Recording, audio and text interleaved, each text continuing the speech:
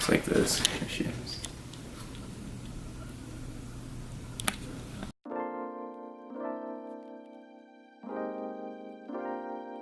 Hi, my name is Robert.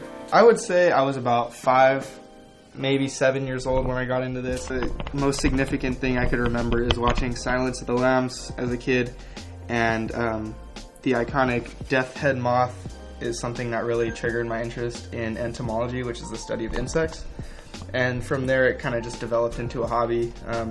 I've kept them, bred them, collected them, traded them, bought them, sold them for years now. Going off to college was kind of difficult because I had to get rid of a lot of them, but now I'm starting to try to grow my collection back up. So my parents not being afraid of these animals really taught me that there was nothing to be afraid of, and I kind of started getting exposed to it at a young age. I went to my first bug show at like age 7. A bug show is basically an expo or a convention where, entomologists, breeders, collectors, everyone kind of gathers together at like a convention center or a museum, and they just educate the public. They sell spiders, they sell all kinds of stuff, like propaganda about the hobby, and that kind of just got me pumped up at a young age. Once I got my first pet, from there it was just kind of a landslide. I've had hundreds on top of hundreds of animals. I sold most of them when I went off to college, like I had said earlier.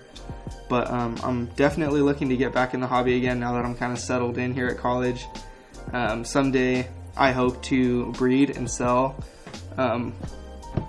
just a variety of them, from spiders to scorpions to other insects. It's something that's been a burning passion of mine for a long time. And I met a guy in high school who's one of my good friends. He is also really into the hobby, so me and him have a lot of big plans as far as what we want to do for breeding projects and what we want to sell and keep in the future. So that's a juvenile. That's about 2.5, 3 inches right now. Gets to about 6 or 7 inches and much, much heavier.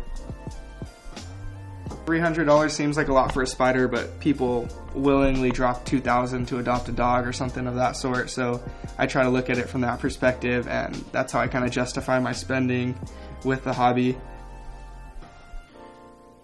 Hey, so I'm Michael. Rob was my roommate freshman year. He would often mention that he used to raise animals and different kinds, and he actually got me into reptiles and lizards and everything. I actually have a green anole and a green tree frog in here. You can't really see them; they're kind of hiding.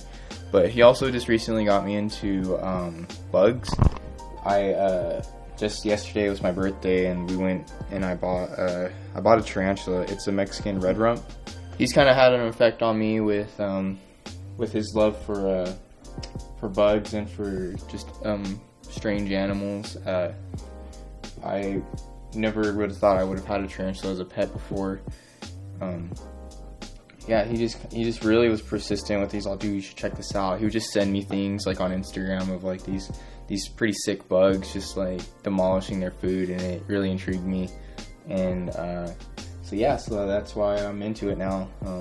He just really rubbed off on me. So I know I want to be anchored down with these because this is a hobby that's definitely been around for almost as long as I could remember, and I want it to be around until I'm gone. And maybe, hopefully, I could pass these spiders and stuff on to one of my friends or somebody else who's into the hobby. It's very rewarding.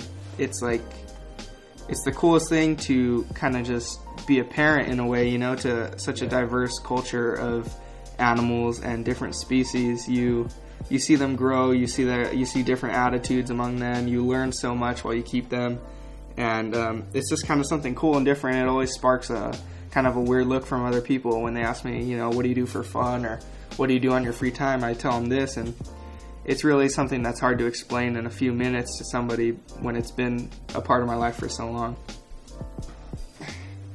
This is a spider I got over the summer. Poecilotharia regalis, the Indian ornamental. It's the cousin of that one right there.